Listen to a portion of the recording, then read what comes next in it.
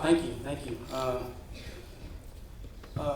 This is an outstanding presentation. Last year I was here, and I can tell you this year it is bigger and better than last year, so thank you very much. I want to thank all the students and staff and faculty of Charter School for inviting me here today. I want to give a special thanks to Ms. Jill Hines for giving me the personal invitation. Ever since my daughter was in her 4th grade class, I think she's asked me to come participate in some Veterans Day celebration, probably 4 or 5 times, so thank you, Jill. When she asked me to speak to the charter school, I knew I needed to make it educational so that when you went home today, you could tell your parents you actually learned something today. And this wasn't a complete waste of time. So I decided I'd try to get the definition of veteran. I think everybody knows kind of what the definition of veteran is, but I wanted to actually look it up. So I used my favorite tool, Google, and I typed in literally definition of veteran. And sure enough, in about 0.4 seconds, I had about thousands of hits. So I clicked on the first one, and the first word in that definition was old. So I scratched that definition. I didn't want to go there. The second definition stated an individual that has been in the same occupation for a long period of time. I can understand that one, but that one also sounded old. So I finally found the federal definition of veteran, and it states any person who served honorably on active duty in the armed forces of the United States. And that pretty much sums it up. I was very fortunate that, I grew up with my grandfather still alive, and both my grandfathers served in World War II. And my grandfather up in Oregon used to put me on his lap as a kid, and he would tell me stories. When he left Oregon to go into the war, he came back 4.5 years later, never once corresponding to his family other than through mail. And he would tell me all these stories, and I knew at that point it was ingrained in me. And so I always wanted to honor veterans, and I always wanted to be a part of the military. It was something that was very important to me. But I never really understood what Veterans Day meant, really until Jill asked me to participate this year to actually look up the history of Veterans Day. I'd always kind of heard that it started after World War I. And so I started looking it up, and sure enough, it does come from World War I, but actually World War I ended officially when the Treaty of Versailles was signed on June 28, 1919. It didn't make sense to me. I was like, well, Veterans Day is November 11th. Where do we get June 28th from? And to come to find out, the fighting ceased for World War I on the 11th hour of the 11th day of the 11th month. Hence, we celebrate November 11th as Veterans Day. In May 13, 1938, the Congress made Veterans Day an official holiday to celebrate the veterans of World War I. After World War II, in 1954, Congress approved legislation to set aside November 11th to celebrate all veterans of all wars. And because of that, we now spend one day a year looking back and thanking those who have served. And for me, like I said, it's a very emotional day. Obviously, I've lost both my grandfathers as unfortunately I'm getting older, but I still remember those stories. My wife's grandfather served back in World War II as well, and to hear his stories as she and I started dating and got married was an honor.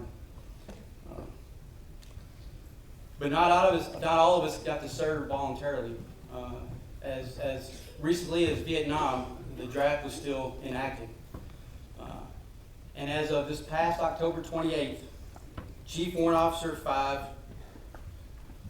Ralph Rigsby, retired from the Army after 42 years as the last remaining drafted military member in our service. When I read about why he stayed in for 42 years, he stayed in because it was such an honor and a pride to serve with his fellow servicemen. And that was something that he couldn't walk away from. And it was something that he was so honored to be a part of for 42 years. He's now 60 years old. He was drafted as an 18-year-old individual. And when asked what he was going to do the rest of his life, he stated, I'm going to sit on my front porch and stare at my flag and be proud.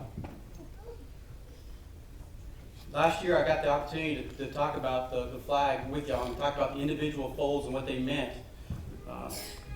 But this year, I want to read something. See, in my opinion, the flag is the greatest symbol of our pride, and it's the greatest symbol of what America stands for. So this poem I want to read you is titled, "Old Glory." It's written as though the flag wrote it itself. Every time I read this, I get choked up because it reminds me of a friend of mine. I had the honor of being his master of ceremonies for his retirement, and he asked for this poem to be read. A few months after that ceremony, he passed away. So the next time I got to read this was at his funeral, and when I carried his coffin with the flag draped over it. So it has special meaning to me, but it's a very passionate poem. I am the flag of the United States of America. My name is Old Glory. I fly atop the world's tallest buildings. I stand watching America's halls of justice. I fly majestically over great institutions of learning. I stand guard with the greatest military power in the world. Look up and see me. I stand for peace, honor, truth, and I stand for freedom.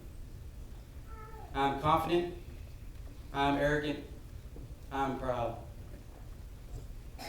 When I'm flown with my fellow banners, my head is a little higher, my colors a little truer.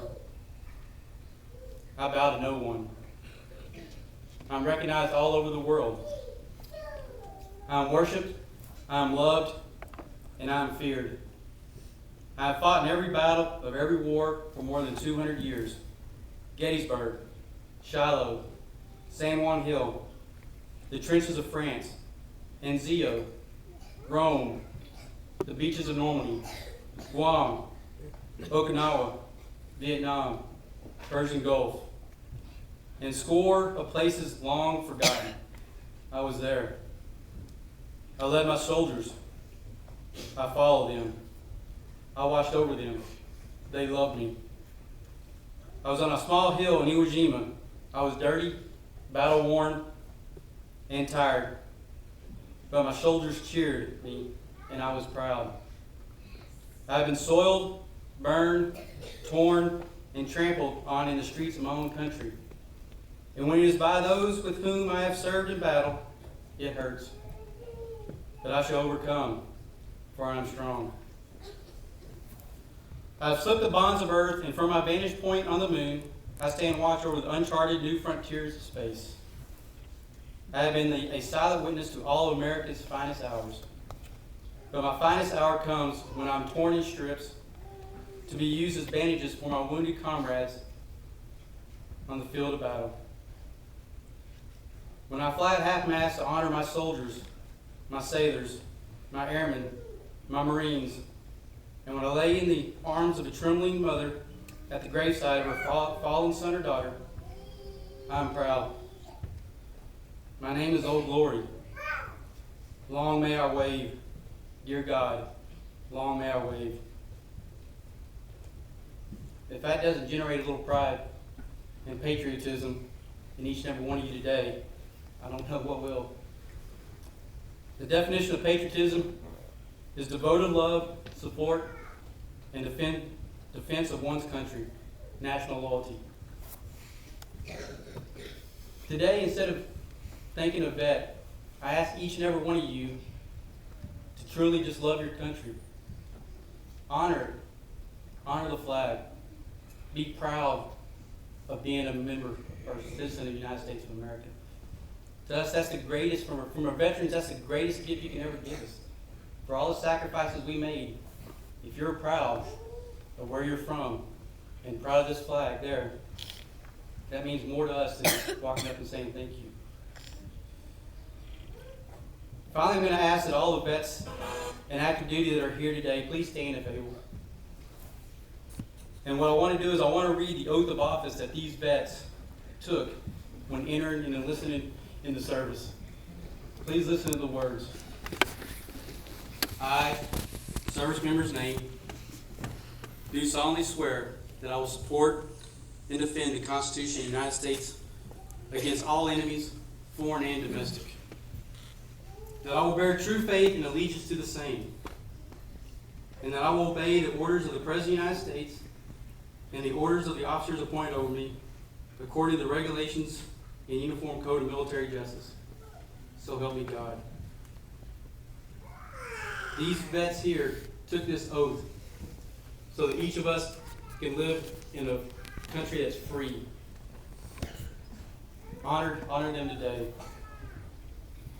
It has been an honor to serve with each of you and to be part of your service. It's been an honor to be here today, and I thank you.